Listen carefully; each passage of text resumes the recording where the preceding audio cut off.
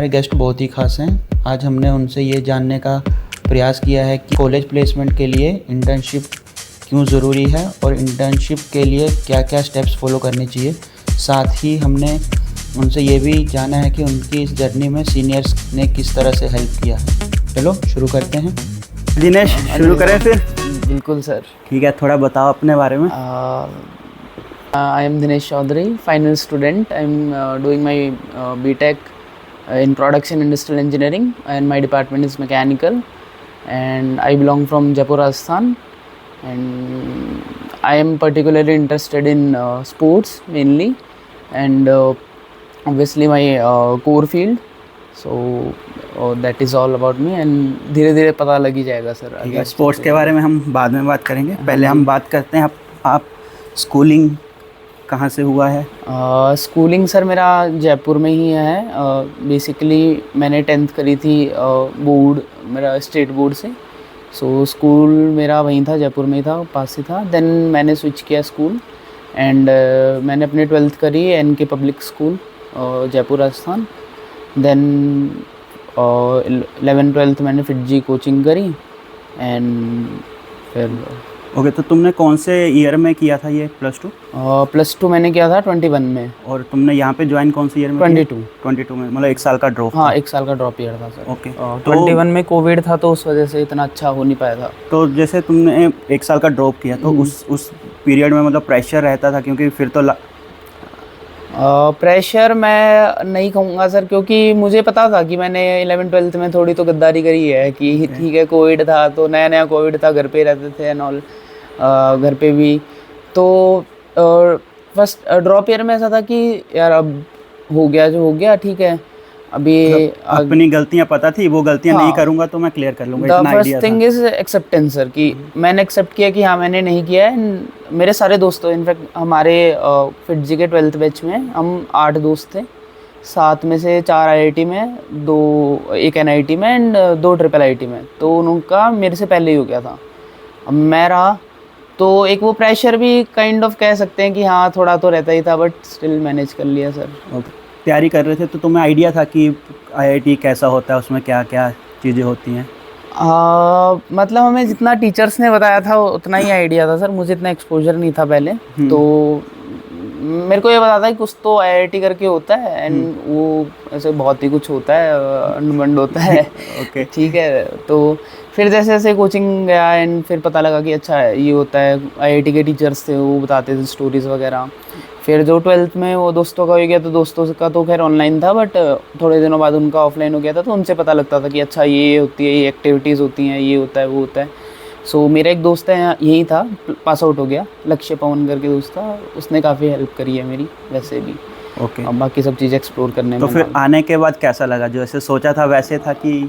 आने के बाद तो मतलब एक्सपेक्टेशन से तो काफ़ी ज़्यादा ही था, क्योंकि नए दोस्त बने, बहुत दोस्त बने। एंड एक आपको बताता हूँ, मेरा हम ऑलमोस्ट अक्टूबर एंड में आए थे। देन मेरा बर्थडे आया था एंड बर्थडे में GPL का कॉन्सेप्ट आपको पता होगा। एंड मैं C ब्लॉक में रहता था, राजेंद्र भवन। मेरे बर्थडे में 100 स्टूडेंट्स थे और सब ने मुझे मिला था। तो वो एक कह सकते हैं कि वो एक कोर मेमोरी है जो अभी भी मैं याद करता हूँ। एंड जो फर्स्ट ईयर के दोस्त हैं वो अभी भी साथ हैं। ओके, तो फिर तुम फर्स्ट ईयर में आ गए। तो फर्स्ट ईयर में आने के बाद तुम्हारा माइंडसेट क्या था? मतलब इतना कुछ एक साथ मिल गया, cultural, sports, clubs. First year में सर हमारा पहला सेमेस्टर 3 महीने का ही था। तो वो 3 महीने कैसे निकल गए कुछ पता ही नहीं लगा। एग्ज़ाम्स आई, एग्ज़ाम्स लिखी एंड मिड टर्म में मैं बहुत ज़्यादा बीमार हो गया था। बेसिकली सब बच्चे बीमार हो रहे थे, अब सबको कफ हो गया था, मेरे को बहुत ज़्यादा हो गया था। तो मेरा मिड टर्म वैसे ख़राब हो गया था। फिर एंड टर्म के लिए पढ़ा।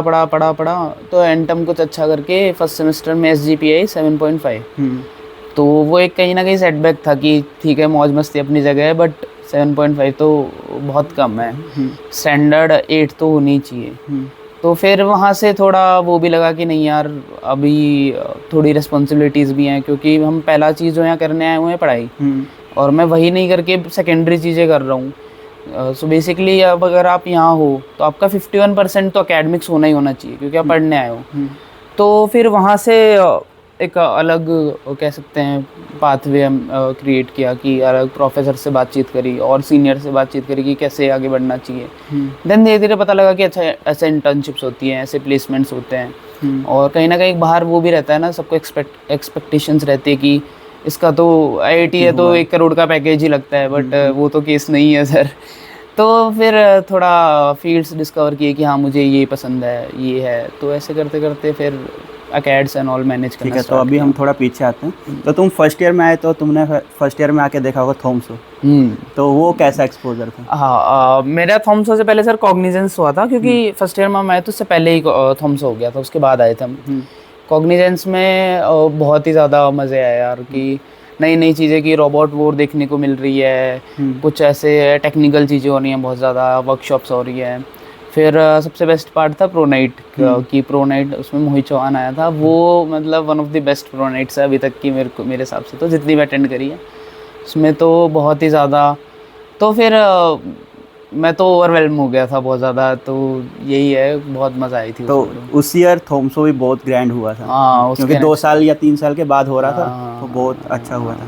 ठीक है, तो फिर तुम फर्स्ट ईयर में हो गए, तो फर्स्ट ईयर में तुम मतलब क्लियर करके आए होंगे, तो एकदम हाई की IIT मिल गया, और फिर सडनली 7 पॉइंट, और फिर रियलाइजेशन हुआ कि नहीं कुछ तो गलत कर रहा हूँ मैं। कि हाँ कुछ गलत नहीं सर, कि फिर वो एक आ गया कि नहीं यार, ये नहीं कि IIT हो गया तो सब कुछ हो गया, अभी भी मेहनत करनी है, क्योंकि यहाँ तो अब सब सेम लेवल पे हैं, फर्स्ट ईयर में सब सेम लेवल पे हैं।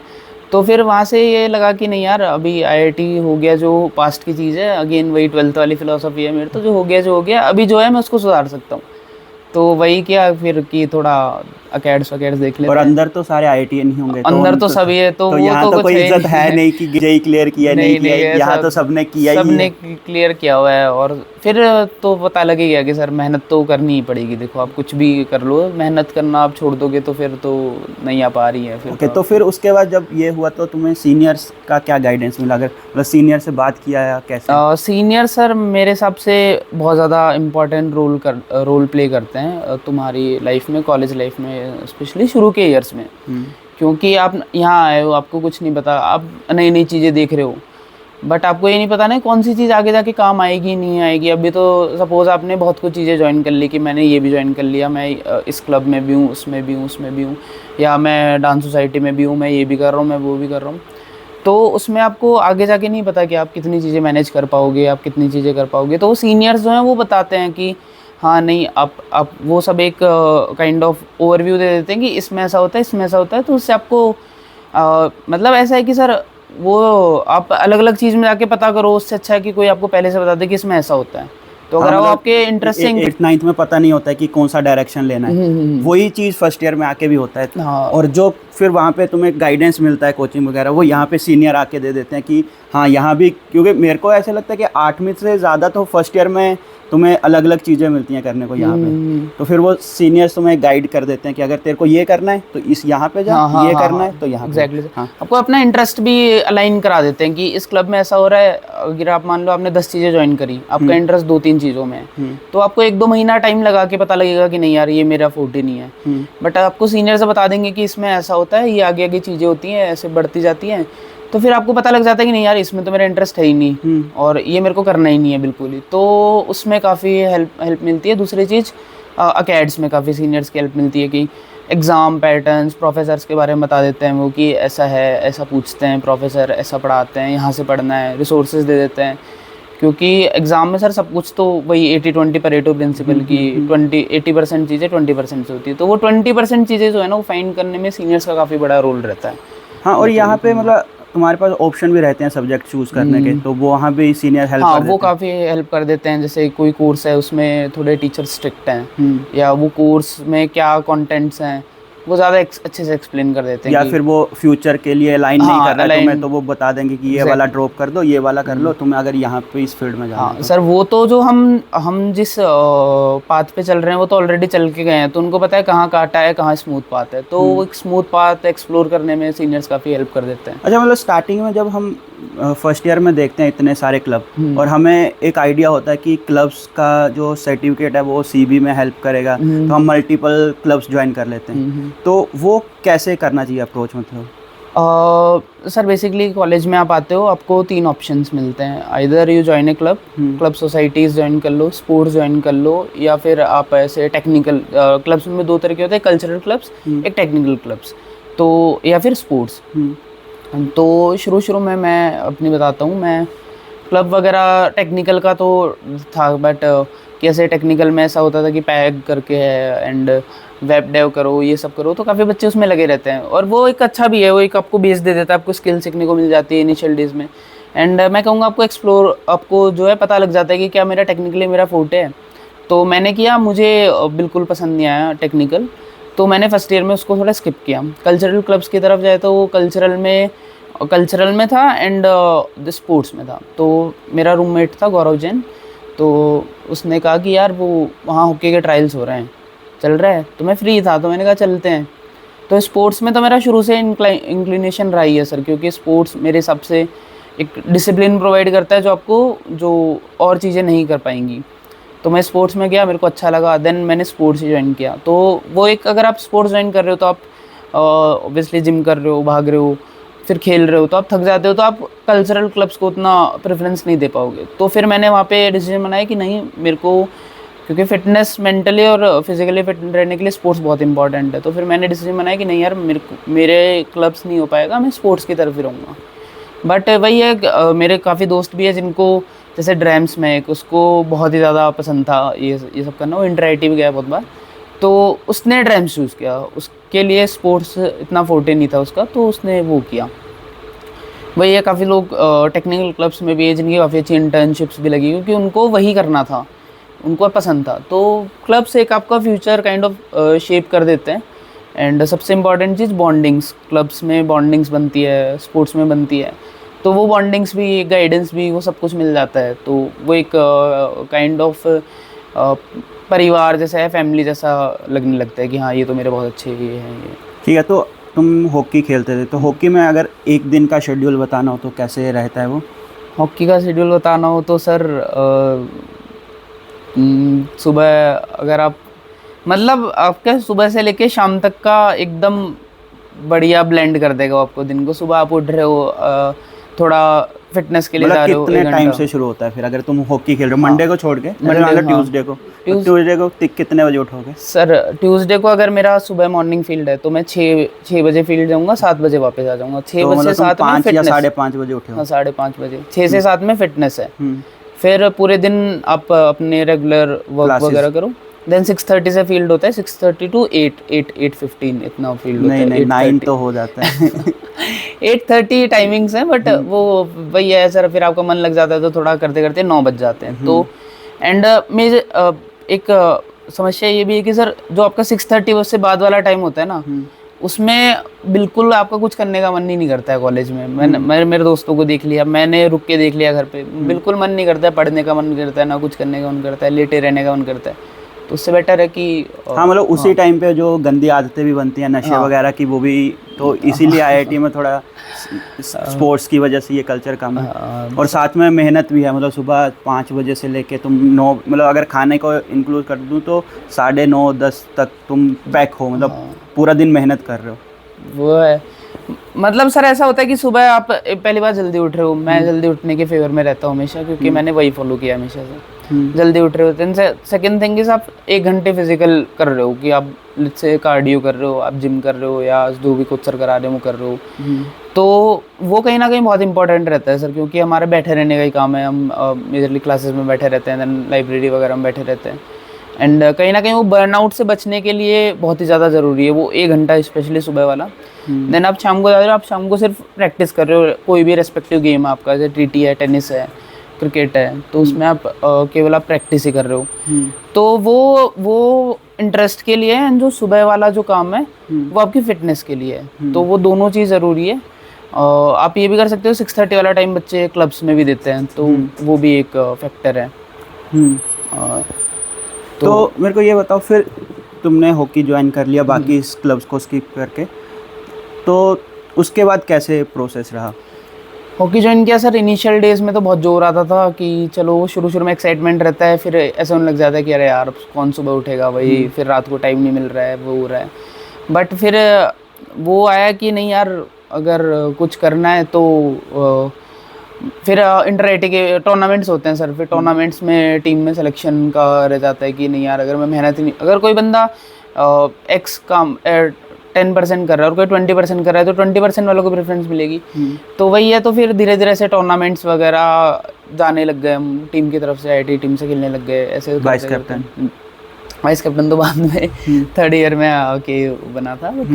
वही है सर, मेरा रूममेट गौरव जैन था, वो कैप्टन था, मैं वाइस कैप्टन था, तो वो मुझे खींच ले जाता था, फिर वही उसी का मेजर रोल था कि नहीं यार चलेंगे। फिर धीरे धीरे तो फिर मन करने लग गया, फिर वो शेड्यूल में ही फिक्स हो गया कि यार मुझे सुबह उठना है। मैं थोड़ा और जल्दी उठता था, जैसे 4th सेमेस्टर में मेरी SGPA आई थी 9.54 थी, 9.55 थी। तो उसमें क्या रहा रोल कि मैं सुबह 4 बजे उठता था, 4 to 6 मैं पढ़ता था टेक्निकल का, फिर 6 से 7 मैं जाता था फील्ड, 7 बजे आता था, नहाता था, नाश्ता करता था, 8 से क्लास होती थी, 8 से 11 क्लास होती थी, फिर 11 से रेस्ट मिलता था, उसमें मैं 1 घंटा सोता था, फिर लंच करके फिर 1-2 ट्यूटोरियल होके फिर उसमें मैं पढ़ता था, फिर खेलने जाता था, आके सोता था। तो ये मेरा शेड्यूल हो गया था। तो वो मतलब यार वो एक फेज़ था जो शुरू में बहुत डिफ़िकल्ट लग रहा था, लेकिन फिर बहुत मज़े भी। एक आपको जब सोने जा रहे हो तो आपको लगता था कि हाँ यार मैंने कुछ अलग किया है, मैंने आज मेहनत करी है। तो मेहनत करने पे मज़े तो आती है, लास्ट में मेहनत करते हुए जोर आता है, बट बाद में ऐसा लगता है कि नहीं यार कुछ तो रिवॉर्ड जो है वो अच्छा लगता है। तो उसमें मेरे को अकेड्स में काफ़ी हेल्प हुई, मेरी फिटनेस काफ़ी अच्छी हो गई थी और एक क्लैरिटी आ गई थी कि हाँ यार ऐसे ऐसे ऐसे करना है। तो यही क्या ठीक है। तो गौरव जैन तुम्हें लेके गया, ठीक है, दिनेश को, तुम किसको लेके गए? मैं किसको लेके गया सर, मैं हमारा गोली था कुशाग्र, बहुत बढ़िया, बहुत ही बेहतरीन गोली था, मैं उसको लेके गया।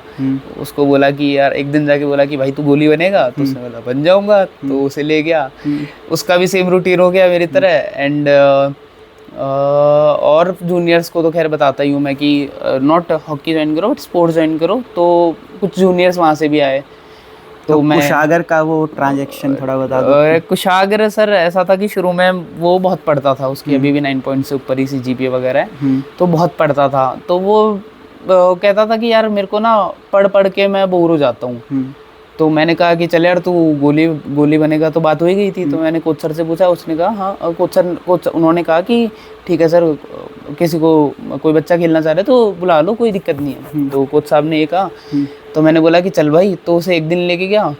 अब सर ने थोड़ा फिजिकल करा दी, उसकी तो हालत खराब की नहीं। तो उसका वेट कितना था अप्रोक्सीमेटली? उसका वेट सर होगा 80 के आसपास, तो होगा 70 की रेंज में होगा। तो फिर फिर वो बहुत मेहनती है कुशागर, मतलब बहुत ही ज़्यादा मेहनती है सर वो।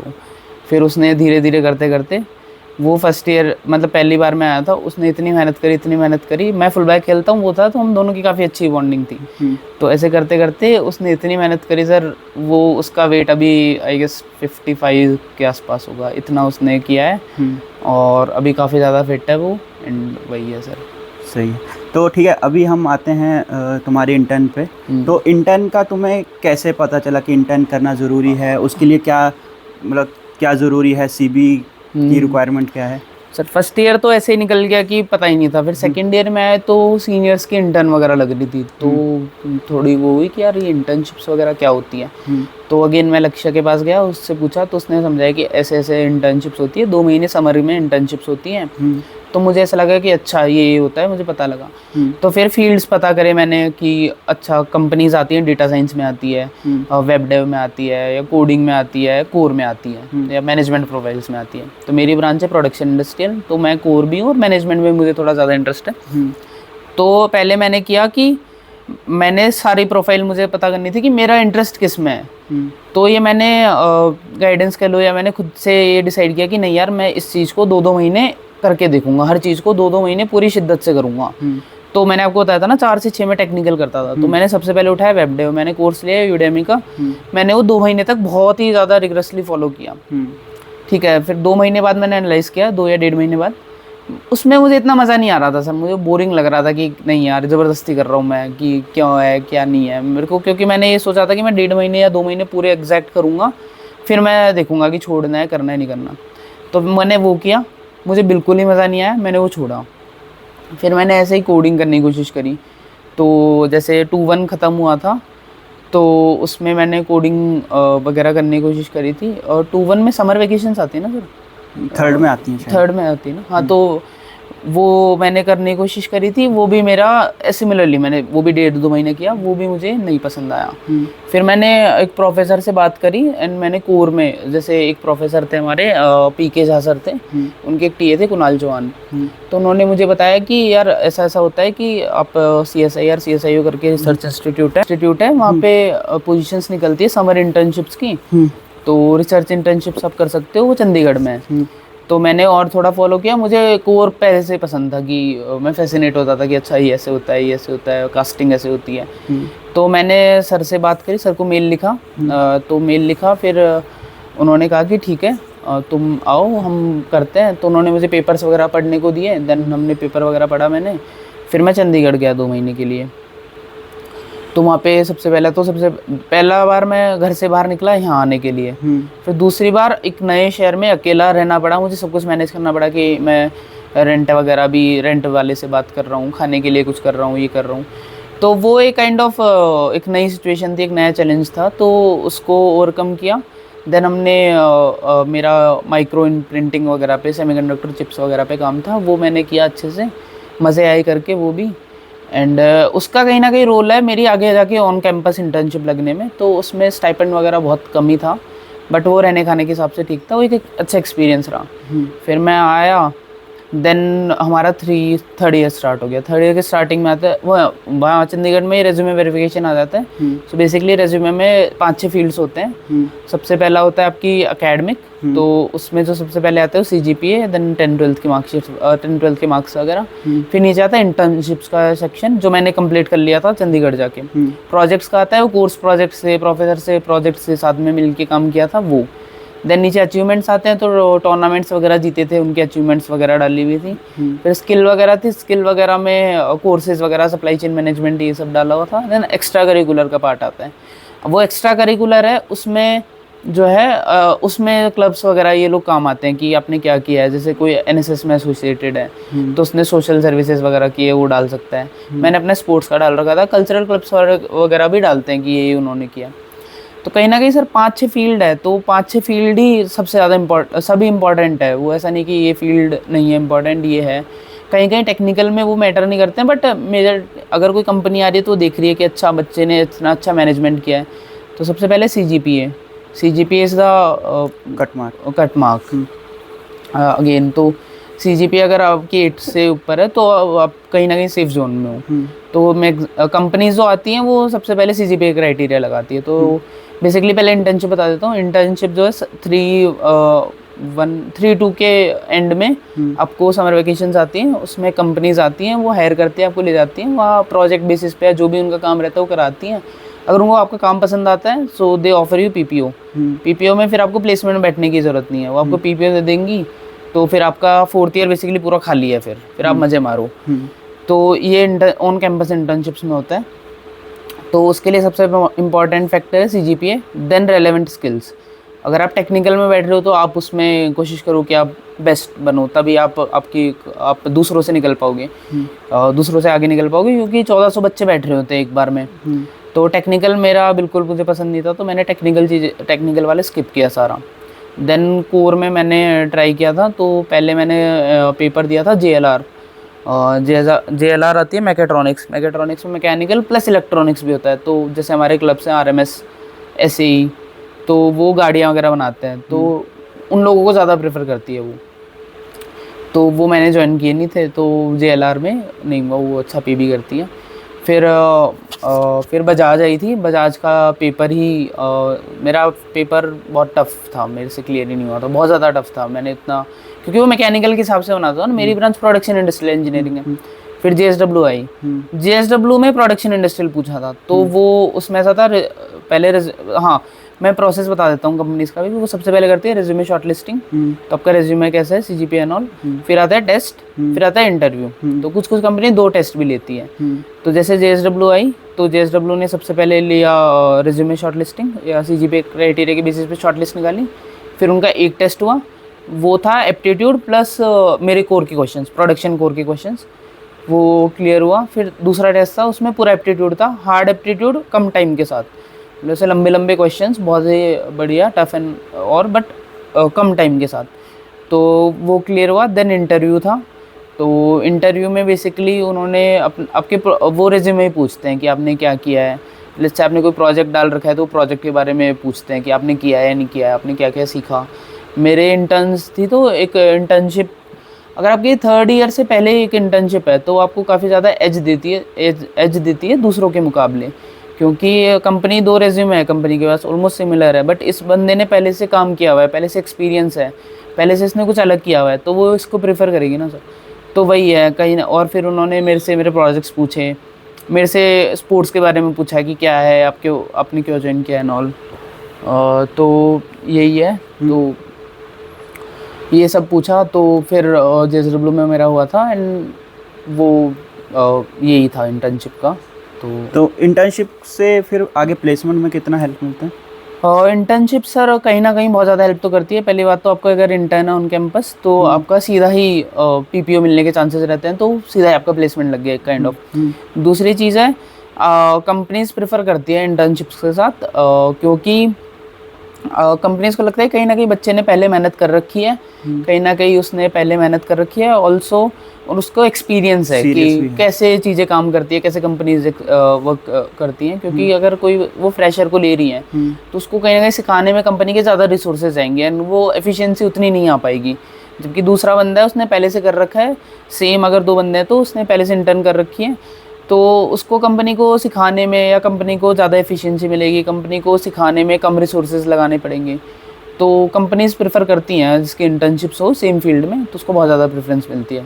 ठीक है, तो हम अभी ख़त्म करते हैं। तो मेरे को लास्ट में एक बार जो फर्स्ट ईयर में स्टूडेंट है उसके लिए कुछ बताना हो गाइडेंस के तौर पे। फर्स्ट ईयर में स्टूडेंट है, स्टूडेंट्स आते हैं वो कहीं ना कहीं तो इतनी ग्लैमर या इतनी चीज़ें देख के कहीं ना कहीं तो डिस्ट्रैक्ट होते ही हैं कि क्लब्स हैं, सोसाइटीज़ हैं, देन आपके क्लब्स वगैरह अच्छे हैं, स्पोर्ट्स भी अच्छा है, बट आपको वो एक जो फैक्ट नहीं भूलना चाहिए कि आप यहाँ क्यों आए हो, कि आप यहाँ पढ़ाई करने आए हो। तो 51% शुड बी और अकेडमिक्स, ये तो एटलीस्ट होना ही होना चाहिए। तो वही है सर, आपका धर्म मान लो कि CGPA एक मेन फैक्टर है, कि वही आपको एक दिखाएगी कि आपने कितनी मेहनत करी है। आप पास आउट होंगे आपने CGPA की, तो आपको लगेगा कि हाँ आपने जो आप करने आए थे आपने वो किया। तो सबसे पहले CGPA मेंटेन करना, कि आपको CGPA मेंटेन करनी ही करनी है। दूसरी चीज़ है जो काफ़ी आगे जाके परेशान करती हैं वो हेल्थ, कि बाद में लेट्स से आपने शुरू से कुछ फिजिकल किया ही नहीं है, आई एम नॉट सेइंग कि आप स्पोर्ट्स ज्वाइन करो ही करो, बट आप अपनी हेल्थ पे कहीं ना कहीं आप फोकस करो। क्योंकि अगर आप बाद में जाके जो है चीज़ों का थोड़ा प्रेशर आएगा तो आपकी बॉडी आपको सपोर्ट नहीं करेगी, आपका ब्रेन आपको सपोर्ट नहीं करेगा, तो वो कहीं ना कहीं और ज़्यादा प्रेशर बनाता है। और तीसरी चीज़, आप जितने ज़्यादा आप बातचीत कर सको, कम्युनिकेट कर सको लोगों से, आप सीख सको जितनी चीज़ें, आप अलग अलग टेक्निकल वर्कशॉप्स होती हैं आप उनमें जाओ, आप अलग अलग फील्ड्स के बारे में सोचो, सीखो। रिजिड नहीं बनना है कि नहीं यार मुझे तो करना ही नहीं है, मुझे तो टेक्निकल करना ही नहीं है, मैं तो इसी की तैयारी करूँगा या इसी फील्ड में जाऊँगा। रिजिड मत बनो, थोड़ा एक्सप्लोर करो कि हाँ ब्लॉकचेन में ये होता है, आपको पता रहना चाहिए कि ब्लॉकचेन में ये होता है, वेब डेव में होता है, AML आजकल बहुत बूम कर रहा है, तो AML में ये चीज़ें होती हैं। तो वही है। और आपका फर्स्ट ईयर में आपको आपका इंटरेस्ट पता लग जाना चाहिए कि मेरा इस चीज़ में इंटरेस्ट है। तो अब मैंने जो फॉलो किया वो मेरे सबसे बढ़िया है, क्योंकि आप करके देख लो एक चीज़, कि 2 महीने नहीं 1 महीने रिग्रेसली करके देख लोगे, 1 महीने अच्छे से सीखा, फिर आप इवेलुएट कर लो कि आपको क्या मज़ा आई, नहीं आई, आपको सीखने को आपको कितना कुछ पता लगा, नहीं आया तो छोड़ो, दूसरी चीज़ ट्राई करो। तो उससे आपका इंटरेस्ट पता लग जाएगा, तो आप टारगेट कर सकते हो placements as well as internships. तो वो कहीं ना कहीं बच्चों को पता रहना चाहिए।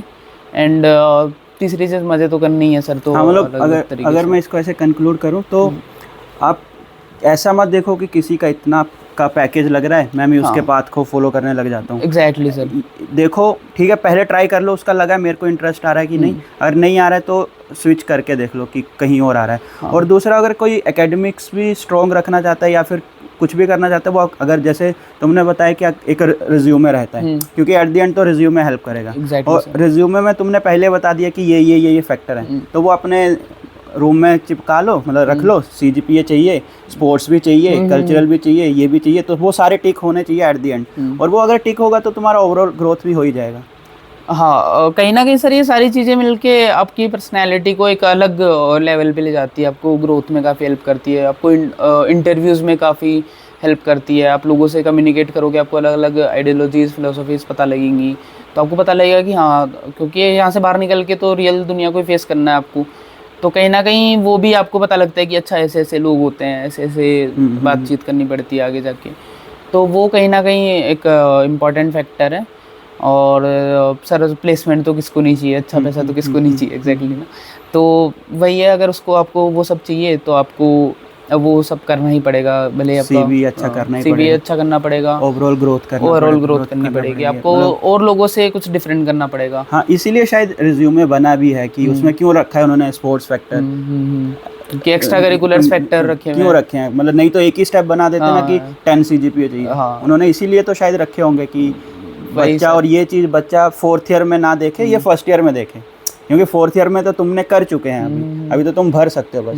पर अगर तुम यही चीज़ 1st ईयर में देख लोगे तो तुम फील कर सकते हो अपनी मेहनत करके, 4th ईयर में तो मेहनत करके नहीं कर सकते। हाँ, और कहीं ना कहीं चीज़ें सिर्फ रेज्यूमे फिल करने के लिए भी नहीं करनी होती है सर, कि अगर मैं स्पोर्ट्स खेल रहा हूँ तो ऐसा नहीं कि हाँ मुझे बस रेज्यूमे बनना है। मैंने वो किया, हम इंटर IT भी गए, तो वो भी एक बहुत ही अलग एक्सपीरियंस होता है, वो बहुत मज़े आती है। एक पूरे 23 IITs में कंपटीशन होता है, अलग अलग लोग मिलते हैं, तो वो सब भी फैक्टर्स हैं सर। कल्चरल की भी इंटरआईटी होती है, टेक्निकल की भी इंटरआईटी होती है, तो वही अपना इंटरेस्ट फाइंड कर लो, तो फिर उसमें आप अपने आप ही पाथ अपना क्यू करते हुए निकल जाएंगे। हाँ, मतलब मैं लास्ट में ये बात कर दूं कि तुम इंटरेस्ट के बिना कर भी नहीं सकते हो, नहीं तो तुम 4 बजे उठोगे कैसे? नहीं, जैसे तुम हॉकी खेलते हो, तुम सिर्फ अगर रिज्यूमे भरने के लिए तुम अगर स्पोर्ट्स खेल रहे हो तो 6 बजे उठोगे? नहीं उठेंगे, नहीं उठा जाएगा। फिर शाम को जाओगे, नहीं जाओगे, तो तुम्हें वो करना तो पड़ेगा ही, पर एटलीस्ट एक गाइडेंस हो सकता है एक तरह से। चलो ठीक है, फिर ठीक है सर, खत्म करते हैं इसी को। ठीक है सर, मज़े आए सर।